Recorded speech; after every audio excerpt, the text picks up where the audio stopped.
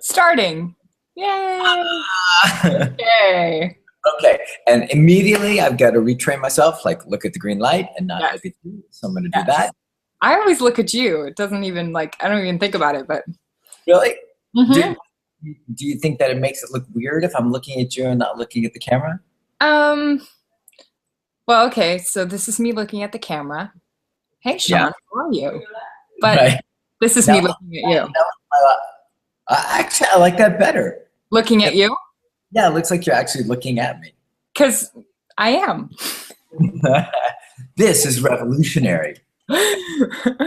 So, Came for me because that means I can actually be natural and just like talk to you. yeah, just talk to me. Just talk to me. Great. Okay. All right. So everybody, welcome to the latest incarnation of the good dog. Things are topsy turvy and changing and we can barely keep a handle on this baby. She's spiraling out of control.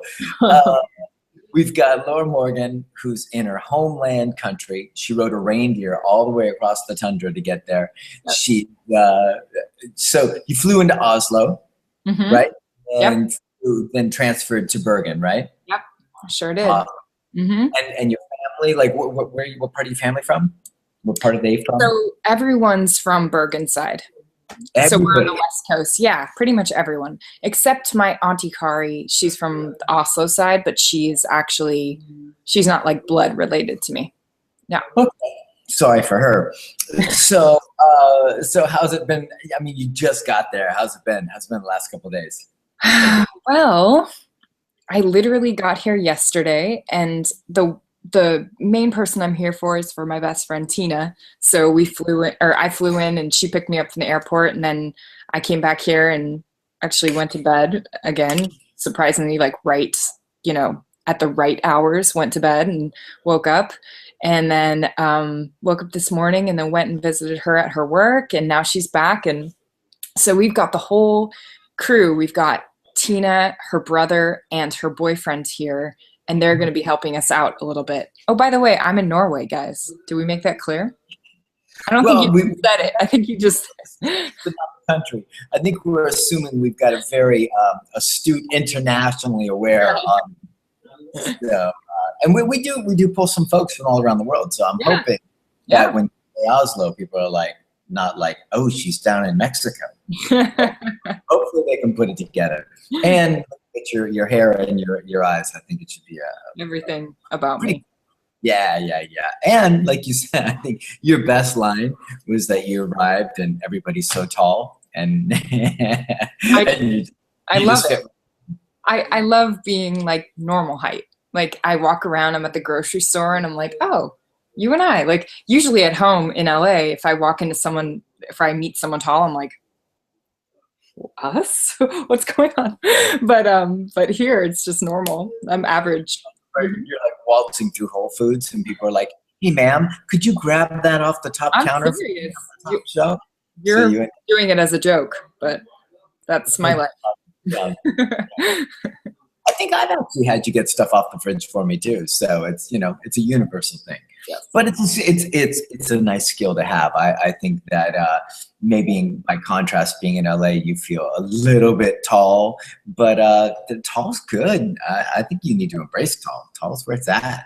Yeah, it's just hard with clothes. I would say that's the hardest part. You tell me you can't find clothes that are to fit a tall young man. No, clothes just don't look as good on me as they do on average, normal, wonderfully height women. So there's a lot of tall women, I'm sure, that are our viewers, and they can understand that. Okay, so as you stretch, the clothes get more challenging to be. Like if you buy pants and they're short on you, it looks bad. Okay. So I'll buy normal size pants and they'll be a little bit short, or like leggings or something like that. And I'm like, well, everyone's diggers, folks. Give it the program. All right. Awesome. So you're in Norway. We're really happy for you. What are you there for a week? Yeah. A few more days. And you're still, even with the temptations of wine and chocolate and coffee and friends and all sorts of like nefarious Norwegian activities, you're still here checking in with us. I'm absolutely here. Mm-hmm. We appreciate it so much. So any before we get off the Norway thing, anything that you guys are going to get into in the next couple of days that is like you just got to share, anything like phenomenal?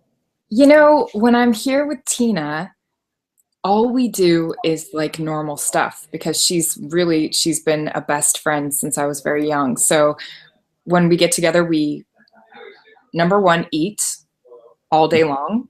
Number two, we go running and we go hiking and things like that. So that kind of counteracts the eating. We're going like out to her cabin. We're doing actually her stepmom's big 60th birthday party is this weekend, which is like 40 people, like big Norwegian celebration. And tomorrow we're doing like a scavenger hunt for it. Like they set up a scavenger hunt. So we're doing a scavenger hunt and then we're doing the big party and we're just like, yeah, I mean, we literally get together just to do normal life. And then the best thing is that she actually comes to California in a few weeks after I leave, or no, a month after I leave. So that we've never had that close proximity kind of visits. It's cool. That's awesome. Good for you. So happy for you. Yeah. So beyond, what about you? Well, I mean, as you know, because we've both been kind of jet setting around. I just flew into LA. You were there. I flew into LA for what, 24 hours and change to reshoot a few or add a few pieces of footage to the DVD, for the color DVD. That is like, so, I know you're going to kill me, but like, it's so close to being done. I know we don't have a date, but it is. It is close though. Yeah. Edging closer, and I felt really good about what we captured. I felt like there was just some pieces I think that both of us really wanted in there to help make it easier for everybody. And so I'm pretty, it was rough and tumble and like you said, expensive, but I think it's going to pay off in the end for everybody. You know, help them actually learn what they're looking to learn. So.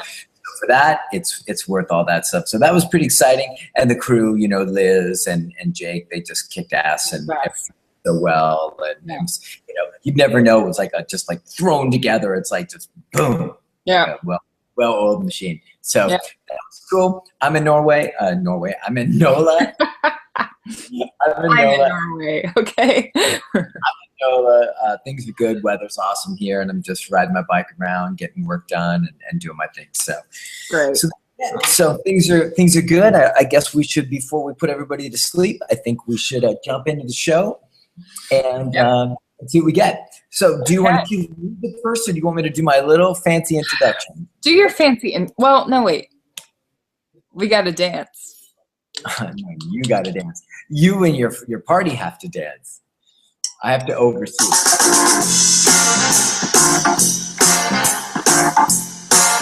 Hola! Come here for a second. Dance, Shawn, dance. Just dance really quick.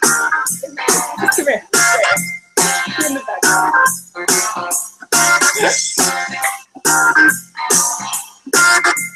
you go.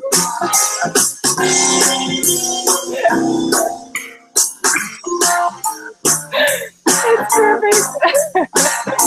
Break this down, international boundaries. I love you. Awesome. That was awesome, right? That was Thanks, Tina. Appreciate it. That's my best friend Tina. And our nickname for each other is Bola, which is the equivalent of English being like cinnamon bun.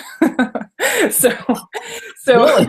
Yep. So we'll be in a grocery store and I'll be like, Bola, what do you want? And people look at us like, it would literally be like being in Trader Joe's being like, hey, cinnamon bun, what do you want for tonight? It's just weird. We'll have to get into that at another point of the show. Yes. All right. So introduce us. Let's hear it. All right. Here we go. Hey, everybody. It's Shawn from The Good Dog. And this, on the other side of not just the screen this time, but the other side of the world that's me. And then the lovely who's busting her butt to come to us and share her time, even while she's in Norway. And so appreciate it. Tusentak, as a matter of fact. Nice. Just I want to make sure that I speak to you in your indigenous tongue. Yeah. So all this stuff, and then all that stuff over there, and all the craziness is the Good Dogs Q&A Saturday episode number. Look at you, like a well-oiled machine. 51, guys. 51. 1 week away from our actual like definitive year. Yeah. Mm-hmm. Pretty cool. Who would have thunk? Who would have thunk we'd make it to a year doing this little ramshackle? When we started this, it was definitely not. Yeah. You wouldn't put it in the well-oiled category. No. All right. So. Okay. Yes. You ready to jump on in and get it rocking? Yes. It's so hard to do all these like things like practically. Okay. We've got. And we kind of have to boogie our butts through this because I've got a client session too. Oh, okay. Yeah. Question number 1. All right. Question number 1. Yeah. This comes from Casey. Casey says, my fiance and I just adopted an 11-month-old tripod named Bowie. He lost the leg about 2 months before we adopted him, which was 2 weeks ago. So loud. He's still very young, so he still has some bad habits we need to break him of, leash pulling and chewing specifically. I'm finding that disciplining him is incredibly difficult, not only because I feel bad for the little guy, but also because when I'm working with him, he'll just go dead weight on me and protest. Any tips for working with a 3-legged dog? Lots of tips. All right, Casey. So best advice is to just treat him like a regular dog. And I know that's like overly simplistic, but it's really like the magic in this. And you even said it yourself, you're feeling bad for him. So if he was the 4-legged dog doing these things that you didn't want, you would address it most likely and help him get on the straight and narrow. But because he's had some kind of a traumatic situation where he's lost a leg, you're feeling bad. You're feeling bad about disciplining, correcting, asking more of him. And then when he gives you dead weight, you're probably like envisioning like, oh God, he's thinking about the time when like he lost his leg in the auger accident. Right. So I'm making light of it, but obviously, like a dog losing its leg is a serious thing. But dogs, tripods, they do so well. Tripod dogs like excel. Like there's so many videos of dogs, their tripods that are out there just rocking and rolling. They could care less, right? Yeah. Dogs, that's the great thing. Yes, dogs have memories. People say dogs don't have memories. They only live in the moment. Yes, they have memories. But they don't sit and dwell on things like, oh man, I remember the days when I could run through the park and grab that frisbee with all 4 legs. They're just not thinking about it. They just wake up, they're doing their thing. They're like, okay, cool, this is what I got. I got 3 legs and I'm hobbling around and eventually like the tripods that I've seen, they really boogie around really well. They do really well. So I would say like, treat him like a regular dog, as hard as that might be. Yeah.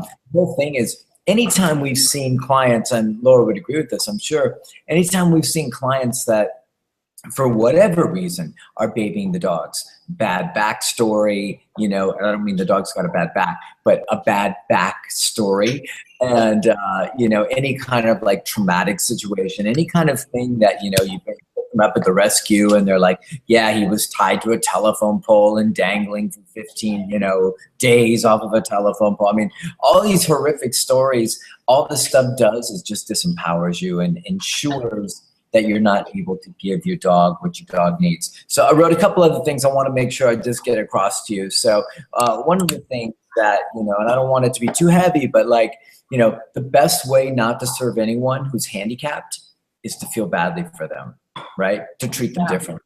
Whether it's a human or a dog, the best way to make them feel like crap and make them feel different, not in a good way, and make them feel like they're not able to do what the rest of the world can do is to treat them differently. So I'd say that should be your mantra, is like letting go of all your guilt and treating him absolutely essentially like a regular dog. Like I said, tripods have awesome lives and just have a blast, and they really don't care. And he's already let it go. I'm sure it's just you guys that are struggling with it a bit. So, and that said, I would just do regular training with him, right? You're like, well, what do I do with him to get him stop pulling on the leash? Put a prong collar on him, put a leash on him, teach him how to walk nice. The only thing with tripods, and we've worked with a bunch, but the only thing is, like, sometimes it takes a bit to get their pacing together. You know what I mean? To get like their tempo, because they don't walk in the same exact way. But I mean, teaching him not to bite the leash and to walk nicely and to be polite, it's a piece of cake. Piece of cake. And honestly, he wants it from you. He wants you to teach him that. Yeah. So you're not doing him any favors by treating him like a special sad case. Yeah. And I hope that helps. Yeah. What do you anything to add to that, Laura Morgan? I mean, if you're looking for like specifics, you know, just for us, like going through our foundation stuff, like starting with prong collar work, you know, doing e-collar. I mean, from start to finish.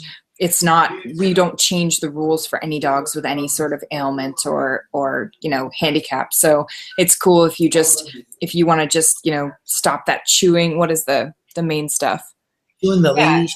Pulling on the leash and chewing, like get him on a prong and get him on an e-collar and get him rocking and rolling. And I mean, we've worked with dogs with 3 legs, and we just give them the same program, you know, not one size fits all, but do the same rules, same program. This is what you're allowed to do. This is what you're not allowed to do.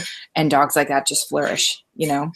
Awesome. And they just, I don't know, there's something about watching a dog that's got 3 legs and watching the joy with which they kind of like move through life. Yeah. It's really affirming for us humans that have stuff in our way. It's just such a good indication to just move forward and get on with life. Yeah.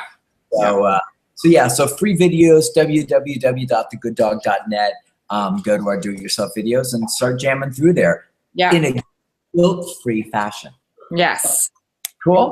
If you can, yes. Yeah, she can. Okay. All right, come on, Casey. Get it together. Get it together, Casey. Hold on. Tell those scandies to keep it down over there. Are they being loud? Okay, wait. Big show we're working on. I'm teasing. Yes, go ahead. Question number 2. Number 2. Yes. Sorry. The music. Okay. So, question number 2. This comes from Denise. Denise says, I have a golden retriever, Santiago, who was rescued from Mexico, and he's about 3 years old. I've had him just under a year. We love to sit outside on the front patio and just chill. However, there's a walking path just above where I live, and sometimes people and their dogs walk by. When someone goes by with a dog, and he always knows, he can awake from a deep sleep and run in circles while he barks and barks. Usually I'll make him go in the house when he does this, but it gets old to get up every time. He does the same thing if he's in the house and the windows are open and he sees a dog and human walk by. Not sure if these videos will work. I don't think they did, but a short example of his behavior. Cool. Yeah, so we didn't get any of those videos, so I don't have anything that I can share with that or about that. But I mean, anytime we hear this stuff, you know, like when clients bring in a board and trained dog, there's always the laundry list of like, he does this, he does this, he does this. Yeah. And it's almost always a byproduct of just relationship and foundation stuff not being done. I hate to sound like a broken record, but it is a broken record, and it needs to be a broken record, because like if you took your golden, doesn't matter where he's from Mexico or any of this stuff, and there's people traveling by and all that stuff, none of that matters. Get him on a prong and a leash, teach him foundation, teach him how to walk at heel so he becomes respectful, tuned in, deferential. Teach him about thresholds. All of these are in our free videos. Teach him place command at the very least, and then enforce those rules for all of those commands. And you'll find that your dog will be in a different gear. He'll be far less protective, territorial, reactive, all that stuff. Why? Because his brain will be in a different mode. His brain will be in a mode of looking to mom for information rather than like looking to the gods for information, which are like, oh, there goes a dog going by, rah, rah, rah, you know, and just reacting. So that's a dog who's just kind of in his own world. And to be honest, the dog is not giving enough discipline for his behavior. So I would do the foundation stuff, which sounds like, oh my God, that's so hard. It's really not. We have people that do it all the time. But then on top of that, if you've trained him, you know, like if I'm out on your patio and I switch lives with you and I'm on your patio with Santiago, he'd be in place. He'd have a leash and prong on. If I didn't do e-collar, I'd probably do e-collar, but if I didn't, he'd have a leash and prong on that he'd just be dragging. And if any monkey business ensued, I'd say no, and I'd give him a correction instantaneously for any of that escalation, so he gets a clear communication about, like, that's not allowed. He just doesn't know. You might yell at him and you might put him away, but it's not effective in that moment as far as changing behavior. So foundation, get to work with like laying down some laws, laying down some rules, like don't baby him, don't feel bad from where he's come from. And hold them accountable like a kid that needs help, like a child that needs discipline. And if you do that, like this stuff is easy. It's easy to fix. It's only hard if you think of it symptomatically and you're like, I don't know how to address this because every time people come by, they get the drop on us. Yeah, they will continue to get the drop on you until you do the foundation work and get your dog's mind into a really smooth, good zone. Yeah. Yep. Hey. You're on fire. You're on fire. No, we're doing the same thing. Like, go to foundation stuff. Go to thegooddog.net. Go to the videos. Go to free how-to videos and start from the start. Because the reality is, when the dog's doing that, it's not comfortable. When people are going by and it's spinning in circles and losing its mind, like, how would you feel if you felt like every time someone did something or every time someone came into your space, you had to, like, have a panic attack? It's like the worst feeling in the world. Yeah, he may be able to be like chill with you at some times, but the times that he's not able to be chill with you, it's not comfortable for him. So what you need to do is say, I got this. We can sit on the patio or the porch, and you're not going to act like that because you're in place right now. And when you're in place, you're quiet and you're calm. You don't do all that wild stuff. And the dog's like, oh, cool. I can just hang out. Because mom's got rules, right? Yeah. How comfortable does it feel for kids? How comfortable does it feel for dogs to live in a world where there's rules and they're believable and mom or dad enforces them? That's where it's all at. So awesome, cool. Once again, it's totally up to you if you want to dive into this. How far you want to dive into it? You can hire a pro, or you can go through our do-it-yourself videos and magic happen, but there's plenty of resources. It's not 10 years ago when it was like, how the hell do I train my dog? And you've got you just got to like get a book and like cross your fingers. And me, Jeff Gelman, Blake Rodriguez, Tyler Muto, I mean, all these people, there's so much video content out there that if you're not doing it, I hate to say it, you're kind of like, I don't want to say the L word. I don't want to say you're lazy, but you're letting it go. We'll use the L word like you're letting it go. You're letting it go. Yeah. Let it go because there are answers out there. And so if it is a pain point that's high enough for you that you care enough about, then you go out, jump out, do some research, get the right tools, and change it so you guys can really enjoy yourselves. All right. Sorry, I called you lazy.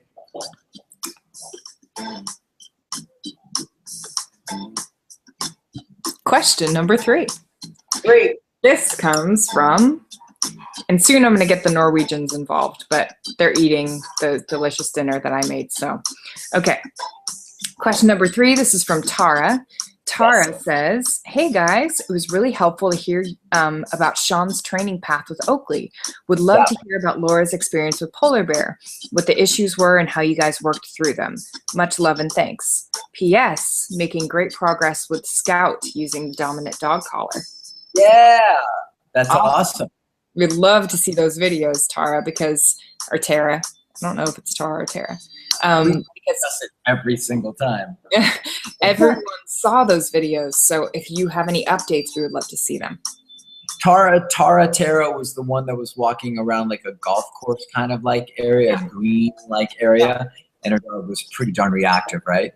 Yeah. So I'd be so curious to hear how that dominant dog collar is working for you. Yeah, totally. But that means Laura Morgan time, and she's going to what's talk about what's that? Talk about Poe and all that stuff. Okay. Yeah. You're gonna lay it on. So let's see. When I first called Shawn, or when I had a positive only trainer who was awesome that pushed me to Shawn. But basically, polar bear was a major resource guarder. So anything around food, around water, around bones, I mean, toys. Now I look back and I'm like, why I gave him bones and toys when he was such a jerk is so weird to me. But I did. So basically anything, like if he was, drinking water and we walked by the bowl, he would, lose his mind, come after you, and all that stuff.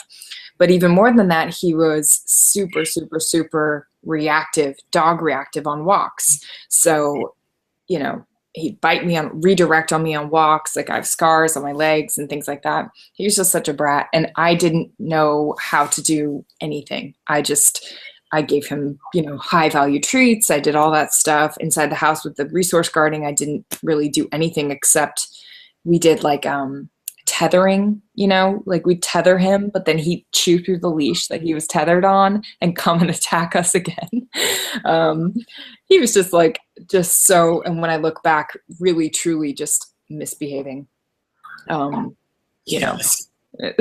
but not like severely aggressive, but just like a really, really a-hole dog. Okay. So, Choices, right? Not just like, I can't help myself. A lot of choices, mhm. right? Yeah. Would Yep. you agree? Yeah. Totally. He was full of choices. Yeah. And So, choices are the worst because they're the most dastardly because they're so like disrespectful. They're like, I'm yeah, coming for you. exactly. Not But because I have to, not because I'm overwhelmed, but because I want to. no, but I was a really soft owner. I didn't know. And that's why I have so much compassion for you guys because I truly didn't know. I'll Yeah. never forget like calling Shawn and telling him what was going on and telling him what I'd done right. I make him wait for his food, like just like dumb stuff. But that's seriously why I have so much compassion because I understood once it was explained to me, I understood it, but I didn't know before that. So, uh, you know, got in touch with Shawn. Shawn came over and we really worked. We did e-collar inside the house, and we did high value, high level corrections for. He used to throw himself at the windows every time someone would walk by the house or anytime someone would come up to the house. And so we put him on e-collar. We taught him e-collar, like recall and things like that. And then when he went for the window, I'll never forget Shawn coming over, handing me the e-collar like through the door because I didn't have one yet. And he's like, put this on him, put it to a high level. And when I come up, tap the button. So that's exactly what we did. And it took maybe 2 times. And then since then, or after that, the window was like no issue. He'd just lay down and be like, nope, I don't care about anyone. I don't do anything. It was awesome. So there was that. And then really high corrections for the resource guarding. And Shawn did all of that stuff, which was like he had him on a leash and had him on e-collar. And then on the walks, we did basically prong work. And the interesting thing was that polar bear really, really, like Shawn said, it was choices, because once I started correcting him for that stuff, he was like, oh, all right, I'm not going to do any of that anymore. So, yeah, I mean, I'm trying to think what else. I mean, he continued to be difficult for me, and not like difficult like it was at the start, but I feel like we had, Shawn and I talk about this kind of fundamental energy difference, which is like he was a very strong-willed male dog with a lot of like, ugh. And although I understand all these concepts and I really get training really well, I know what works. I think I'm the first one to agree with Shawn that my fundamental energy is softer than obviously than polar bear, but then a lot of people too. I have like I know what I'm talking about, but I fundamentally am like a softer energy. So for polar bear and I, it was a really kind of a tough dynamic. And not only that, he was a super high energy dog, like needed so much work, needs so much, like not just duration stuff, but he was really like a high drive dog. So I ended up finding a place for him. Like a friend of mine has a big ranch, so he ended up living there and loving his life. And that was my plan for a long time, was to find him a place where he could like spread his wings and fly. But by that time he was pretty well behaved. But he was always just like, he just always had his like his edge. But he was a very just full spirited dog. Is that the, I don't know what else to say. Yeah, he's so highly obedient. I mean, like, Oh my just God. The crazy. best, yeah, Yeah. the most obedient dog we had, because we were so hard on him to get him better, you know? Almost out. He was almost like, he almost had like a Malinois kind of like vibe to him. Yep. So Absolutely. yeah. Yeah. So just to sum up, we worked really hard. Like, you know, I mean, we worked on resource guarding, we worked on walk, we worked on reactivity, we worked on place, we worked on full e-collar training, all the foundation stuff we just talked about. And then of course, addressing specifics like charging the windows, being, you know, guarding stuff and things like that. And he got to a pretty darn good space. I mean, he was never a perfect dog, but boy, did he make some major progress. Yeah. He was like our ace in the hole with a lot of like socialization and working with the other dogs, training and stuff like that. He was like a really good dog to have on the team. So yeah, he wouldn't fight with anybody. So yeah, no, pretty awesome. Cool. No. All right. Well, so let's move on from that. That's awesome. But we'll talk forever on that one. All right.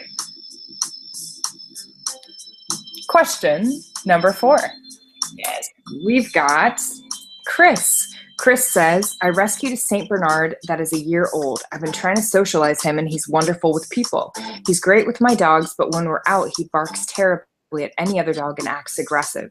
I've had him out a lot and try to turn him and get him going in another direction, but that's not working. He acts this way even before I see the other dogs, so I don't think I'm passing any anxiety on to him. He's recently neutered, so. Okay. All right. So Chris, so a couple notes for you. So one, this stuff's all like pretty normal. We see this like over and over and over again. Dogs that, you know, can be great with other dogs, off leash or really terrible on leash. The barrier frustration creates all sorts of stuff, whether it's excitement or being trapped and nervous and insecure and all that. Doesn't really matter. Our approach is always the same, which is to create a really highly structured walk.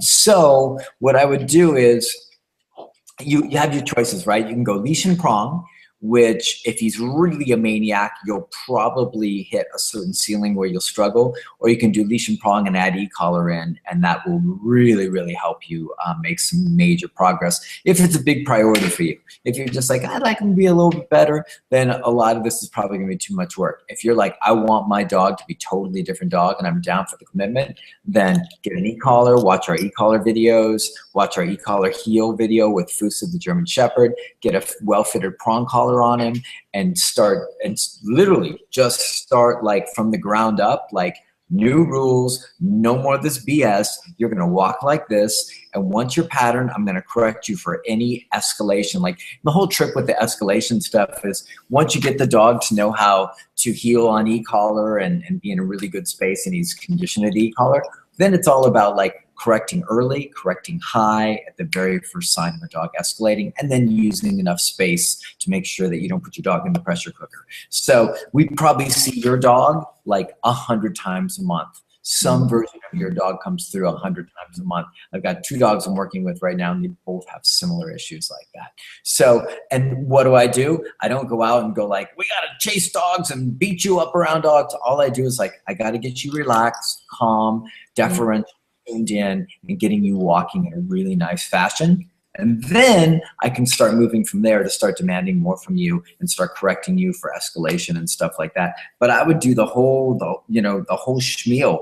I would do structured walk, thresholds, place, like get those. If you can get those 3, like if you can get a dog that walks like an angel, that comes to the threshold, which is exciting and gives you really angelic behavior, and then place command inside the house where he learns a ton of impulse control inside the house, man, you're like, those 3 exercises will change your life. Yeah. So those are my answers for you.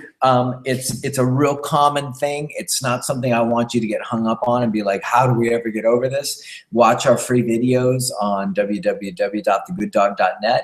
and they'll walk you through all this stuff. It's really about if you want it. If you really want it, you want the change, those videos will help you get where you need to go. So, yeah. Answer to that. You're kind of on fire. Wow.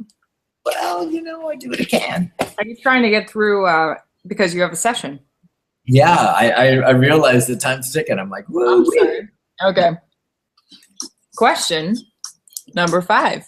Elaine. This is from Colleen. Yeah. Colleen says, hello, Shawn and Laura. Thanks for answering my questions last week. This week, I'm hoping you can tell me how to address growling at our children when our 2-year-old mixed breed lab is rarely ever around them. She never has a problem with people unless they're of the small variety, so children. We can take her food bowl away when she eats without any reactivity, but when our 7-year-old niece came from out of town last month, my husband walked behind her while she ate and tapped her lightly on her behind. Nothing happened, but when our niece did the same thing following behind my husband, she growled. She's growled at other times or cowered when around small children. Problem is she's rarely around them because we live in a rural area. It's tough to borrow someone's child, but wondering if we should do muzzle conditioning and then just do that. Thanks again. Okay, Colleen, it's a tough one, right? Anytime you're dealing with kids, it's always scary. It's always tough stuff.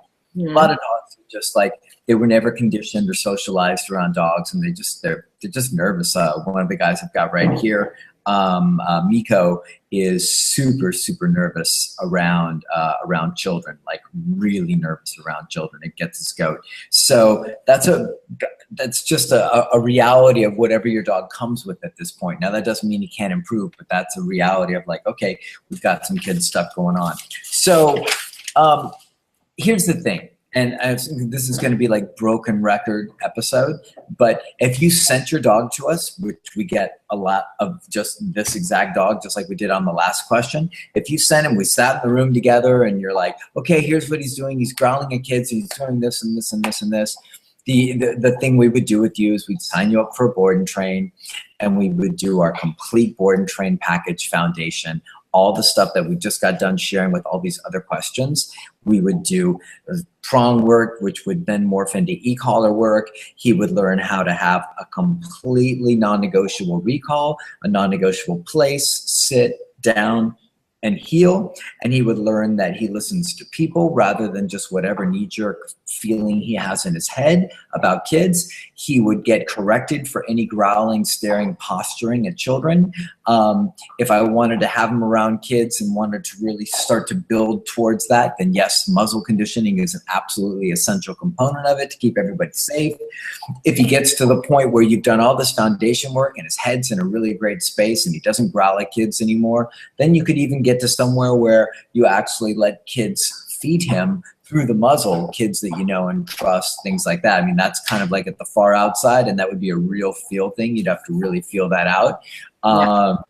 But as far as counter conditioning, like, so we've got like the rules, structure, counter conditioning that comes along with just like setting up structure. And then we've got like changing the way he feels about the kids by them actually interacting with them. But to be honest, like, I don't have kids, and so I don't do much of that. Like, I know Jeff does more kid interaction stuff, but we have a surprisingly high success rate with dogs that have kids that we don't ever deal with around kids. So as much as I just gave you information about like counter conditioning with kids, if I'm going to be perfectly frank with you, it's not something that we would do.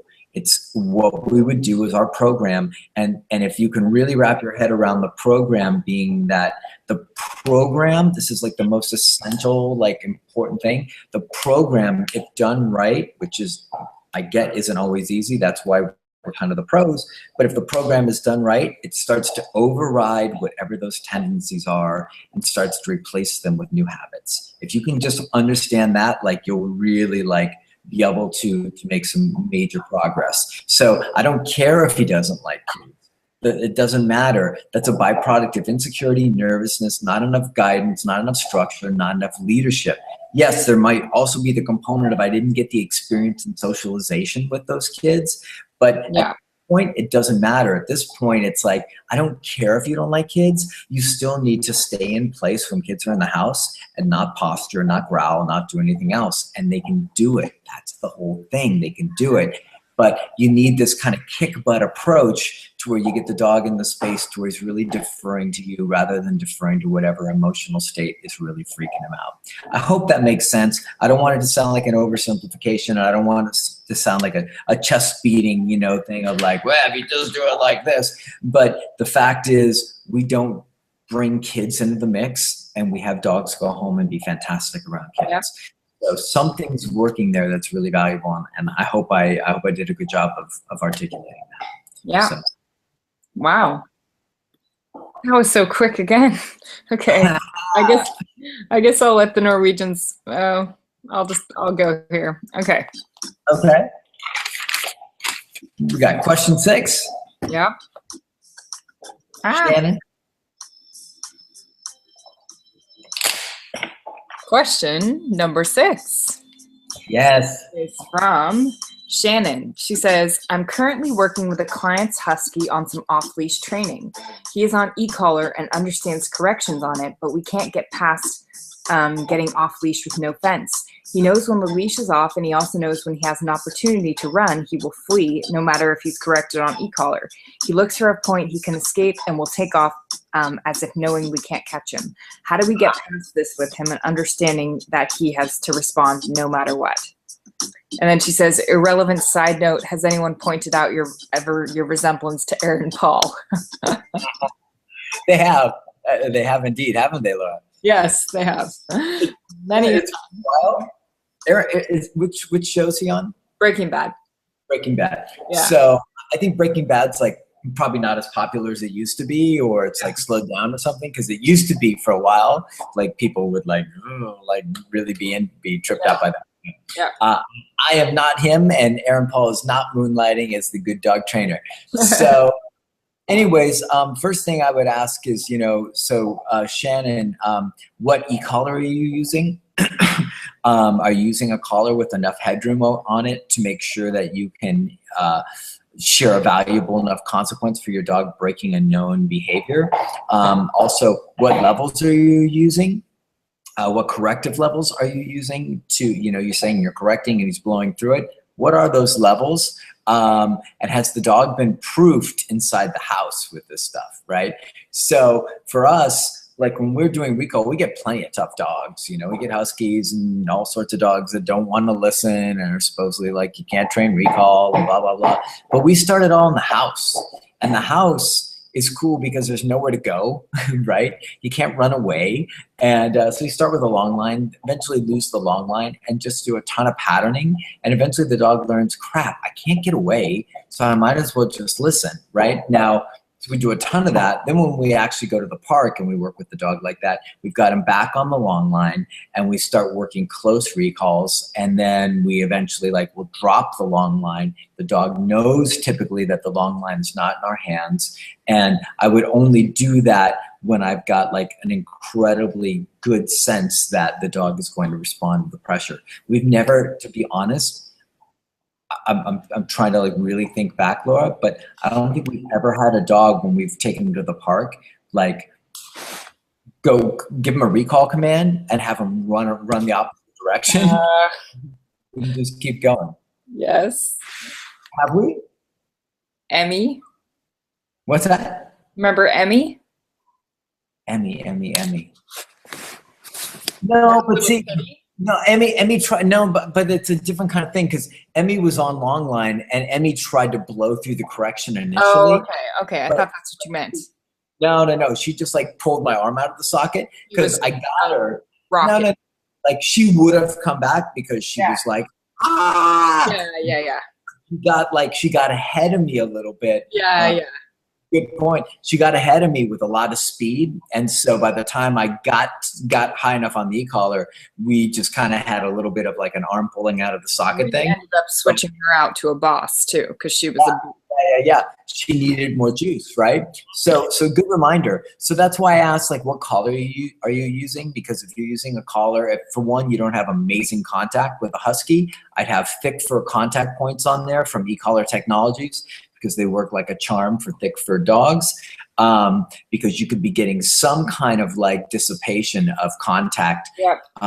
And you might have a great collar and the dog might be sensing a 40, like a 10 or a 15, and that could really cook your goose. So now it's nearly impossible for me to say what to do without being able to see you work with your dog. I'm sure things I'd see if we were out working that I could problem solve or make suggestions. So I just wrote up a bunch of different stuff, and you probably tried a bunch of it, but to be honest, we've never really had this problem. So like having the long line on, you're saying basically the dog with the long line on knows it and won't run away, but as soon as it's off, it will run away. Then that's a dog that I'm going to take and put in a situation where long line comes off, but the compromise is I put him in a baseball field or I put him somewhere like that in a tennis court where he can't get away, and I'm going to work his butt off over and over and over again, recalling. And eventually I'm going to override that, like I'm streaking out of here, I'm streaking out of here, and put a freaking long line on him and don't hold it. Let him like really feel like he's just kind of doing his thing and getting away. But you better have a collar that's high enough in order to create a real significant consequence. And when dogs want to run away, that's not a quick pop. That's a press, hold, and roll up. Yeah. Right. So if you're on an e-collar tech like mini educator and you're working at 20 for whatever, and he starts to take off, that's give the command, press, hold, and you roll all the way to 100 until that dog stops and comes back to you.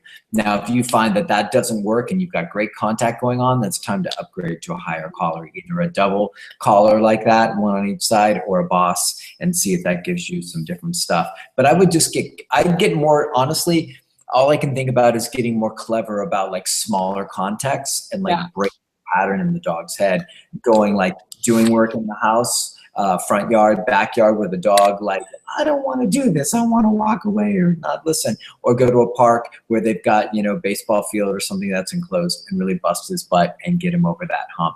I guarantee you there's a way to do it because it always happens. You just got to get crafty with this. But if outside itself isn't working, then go inside and pattern there. See what you get. Cool? Awesome. Cool. Okay. Question number 7. Yes. We're going to have a surprise guest. Okay. Let's see. Who do we got? You guys ready? No, do we have to? You have to. I'm too sick. Oh, please. Magnus, you can do it. Magnus, please. You're made for this. Okay. Is it Just long read one? that. Just say The entire thing? question number 7. You just read that one paragraph. This is Magnus, everyone. Hello. He's from Norway. Okay, this is going to be in crappy English. Corelli or something? Coralie. Yeah. Corelli. Mm-hmm. Hi guys, a friend of mine is adopting a 2-month-old pure breed boxer. She's planning on having him sleep on the couch for the first 3 months and then start to crate him. Crate him, yeah. Mm-hmm. I thought it might not be the best idea since he is going to be a big guy and she is not going to want him on the couch when fully grown. How young do you guys start crating and what's your protocol for puppies? Thank you in advance. Hope you're having a blast in NOLA. Tusen talk, Magnus. Tusen talk. Oh, did you hear that? Yeah. Thank you. That's All right. Good. Okay. So there's nothing for you. That's fine. Go ahead. I'll At see least you in a I'm right second. for you. Oh, thanks. Okay. Okay, we back? Yeah, we're back. Okay. So I agree with Coralie. I wouldn't let him on the couch. He's a 2-month-old dog, and the owner is saying like, I don't want to have the dog on the couch eventually. So like, you don't get a better mixed message than that. Like, when you're young, be up here, and then eventually you'll be a bad dog for being on the couch. Exactly. Yep. Message that's not going to help the dog. And to answer her question, at 8 weeks old, we're happy to start doing crate training and getting the dog to that. So there's no like, he's got to be 6 months before he's crate trained or he'll have a negative. So it's all monkey business. Yeah. So start crate training that dog so that woman can have a life that she enjoys in a year instead of a hellish experience. Yeah. So, thank you, Corley, you read it right. The last thing I'll add to that is that, especially with young dogs not being crated, a lot of dangers involved with that. Yeah. Eating they're not supposed to, getting into stuff, destroying stuff. We know dogs that have been killed, not client dogs of ours, but we know dogs that have been killed by sticking their head into chip bags or plastic bags, eating, whatever, a cord or something, and actually being killed. So that's another component of this that it's like, it's just, for me, it's just an easy one. Just no. All right? All right. Cool. Question 8. All right. Question number 8. This comes from Emily, and Emily might go to a T3. I was connecting the dots. Emily has been emailing me about T3. Cool. So Emily says, 2-year-old Aussie Poodle with a big reactivity to be startled in doorways. I have started working with him in downstays in public areas near multiple doorways. He doesn't get up but scans and turns his head to follow. How do I correct this? With what cue word and then prong or e-collar? At home, he stays in place but barked through multiple higher level corrections. It almost seems to amp him up more. Suggestions? Thank you, ×10. Okay, ×10. The pressure's on. Yeah. All right, Emily. So once again, it's broken record time here at the Good Dog. Get the mind right with the foundation work. Don't try and fix the symptom. And I'm not accusing you of only being symptom focused, but it happens really easily. So you need to really do a ton of hardcore foundation work with this guy. It sounds like he's a nervous, insecure dog. So teaching him, go to our videos. You've heard us say at www.thegooddog.net. Yeah. I would do prong and leash first, get him started with that, and then move to e-collar. And I would do sit, down, heel, recall, duration, place, and thresholds as well. I mean, might as well knock it out of the park. And what happens is with these nervous guys, the more you give them information and structure and rules and accountability, the more they chill out, relax, and become confident and calm. So you can't just, people get hung up on socialization. We're just going to put the dog around a lot of things it's afraid of. That doesn't do any good unless you put the dog around things it's afraid of when its mind's good, right? Yeah. Maybe it's the most profound thing I've said all day.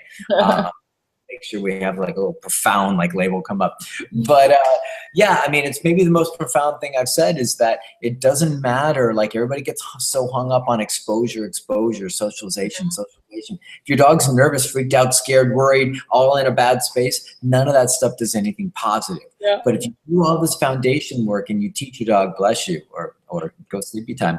If you teach your dog to be calm, relaxed, deferential, tuned into you, practicing impulse control at a much lower stress level, just overall, you're going to find then you can provide exposure and socialization where it's really productive and positive for your dog. So that's that. Wow. Gosh, you're quick today. Running out of time. I've only got 12 minutes. Oh my gosh. Okay. Question number 9. Number 9 comes from Tim. Tim says, my dog is a lover of humans, but loses her mind in a bad way with other animals. What is the best way to go about correcting the issue? New dog, Tim. Time for a new dog. Okay, Tim. So this is a tough one, because once again, I don't have a ton of information, so I don't know exactly what you're dealing with. You say animals. I don't know if that's squirrels and birds and frogs. Alligators, or if it's just dogs and you're just kind of using animals as kind of just a general term. So first thing I'd say is, what tools are you using and where does it happen, right? So are you using prong and e-collar? Is this happening only on walks? Is this happening at off leash, kind of treks? What is that? And unfortunately, I don't have that information from you right now, so that's a tough one. But that said, I'd go to e-collar heel. My suspicion is you're having walk issues. My main focus or my main advice would be get an e-collar on your dog, prong collar as well, just like we teach in our videos. Get the dog to heel immaculately with you. Don't do it around animals, around squirrels or whatever the hell it is that freaks them out. Do it in quiet, calm places where your dog gets really into a groove, doesn't pull on the leash at all, walks with you like an angel, and you're like, I can't believe that's my dog. When you get that state of mind going on, then you got a fighting shot about bringing your dog around other animals that might be giving them a hard time. That said, once you get that, then you need to be at a corrective level where, say, you're using like 6 or 7 to correct your dog for like any foraging out with heel. Now we're talking about like good examples, like the dog I'm working with right now, which I'm trying to think, the dog last night that I did a session with, he heels at 6, but for dogs, 20. I have to beat him to the punch with 20, and if I get to 20 really quick, he calms right down. If I slowly work my way up, I start to lose him emotionally and he starts to ramp, right? So for healing, 6 is a really nice number, very comfortable. He minds it, he's respectful of it. But when he sees dogs, his emotional response is so intense that goes out the window, and I got to get to 20 like that. So I don't know what the numbers are going to be for your dog if you do e-collar work, which I highly suggest, because any reactivity stuff I never want to try and tackle without e-collar work. It's always the hardest on the dog. So go out, get that immaculate heel with the e-collar, and I mean immaculate, and then start correcting your dog early and firmly. Like find that level where your dog, like here's the example, right? Dog's walking, ears are back. Hopefully he's not wearing this hat. He's walking out doing this thing, and all of a sudden like ears come up, forehead wrinkles. That second is your second. That split second is your second to say no and tap the button at a high enough level that all that changes and your dog relaxes again. And if it doesn't change, you dial up and you say no again. You find that level to where you get that change. Yep. So there's that part of it. And then the second part of it would be to teach recall. And then after you get like a nice, good long line recall happening with your dog, start taking your dog out to a park or wherever else there's critters and start recalling them off of critters over and over and over and over again. Nothing pisses off a dog that's critter crazy more and gets him to like, okay, I'll let it go, than having to like see something and turn and come back to you over and over again. That'll really help break that fixation and make him and help him realize that he can't do it just because he wants to. Yeah. So that's the answer for that one. And then our last one is with a gentleman named Shawn. And question number 10. Question number 10. Whoa. Do you want me to ask it really quick? There you go. I'm jumping the gun. Sorry about that. Question number 10 from Shawn. He says, every blood moon, our huge lab mix will go into a spin. I can't find a trigger. He just has his ears back and spins. I stop him by grabbing his leash really close to his collar and pulling him to my hip. He's never aggressive, but I don't like that behavior because it's not controlled. He's 115 pounds of muscle, so obviously it's not desired. Any ideas of why he does this and how to prevent it? And Shawn's gone. Shawn's here. So this is actually Laura's secret surprise question. I don't know why, because it's the hardest question on there. Why would you give me? I mean, Shawn's a cool guy, and he's on our page a lot. And but I mean, is he talking about that? Like, because I don't know. I know we just had like a blood moon. I know we had a whole thing. I mean, the blood moon is like, you know, a big. It causes a lot of like shifts, you know. Okay. So I think that dogs sense that stuff more than we do, you know, change in season, change in temperature, change in, you know, what is it, barometer pressure, whatever, like barometric pressure, moons and things like that. I mean, I don't know what Shawn's doing. If this is my secret surprise question, I'll jump into it. But I don't know what Shawn's doing in terms of foundation. But if he just had, say the dog's great, you know, but if he just had a prong collar and leash on the dog and a good place command, which is something I think every dog should have, even if they're just amazing, a good, nice, solid place command that you can always put the dog in. They don't get up. If they do, they get a little correction. Then, you know, if the blood moon comes to town, you put the dog in place and you correct him if he starts to get up or starts to amp up. You're not mad at him for being weirded out by this weird, you know, thing in the universe or all this, you're not mad at him, but you just want to control him. So you put him in place command, you correct him if he gets up. The other thing is, I don't know if the dog's crate trained, but that could be another thing, is like getting him crate trained so that when there is something that kind of freaks him out, you can put him in the crate and he feels, more calm, more structured without you having to be close, Collar on too in the crate. Yeah. So you correct if he starts to get worked up or crazy or anything like that. So I didn't know what to make of it because I don't know much about the blood moon, and I didn't know if he was being funny or what. No. But, I mean, I can imagine it's probably similar to like when dogs get weird when it's about to rain. right, It's that right. sort of thing. Like the moon can cause weird stuff. So Okay. So I mean, I think that's a solid answer. I mean, structure, give him some rules, make sure that he's on tools that he can communicate with to his dog, teach him play, make sure he's non-negotiable and he can't move. And like, buddy, I know the blood moon freaks us all out, but you got to sit tight. That would be the answer. Yep. So cool. Okay, guys. Well, Shawn's got to run to a thing, and I've got to eat dinner that I made. So What time is it over there? it's almost 11. 10 Oh. minutes to 11. Yeah. Late night dinner. Thank you so much, Laura, and your friends for helping us out. Magnus, they really didn't want to, but they That's did. good. Magnus was the only one that was brave enough to do it. Right. But thanks for putting up the time, and I know you have a short time to visit. We really appreciate you jumping in and helping us out, and making sure we get this done for everybody, because everybody looks forward to it. So thank you, Mike. Okay, guys. So let's send out with a little song. A little song. Until next week. Wait, why is that working? Oh, it's all the way down. Yep. So we'll see you guys next week, right? Yes. Yes. I won't be in Norway. You'll be in Norway or no? I won't be. No. You won't be. Okay, cool. All right.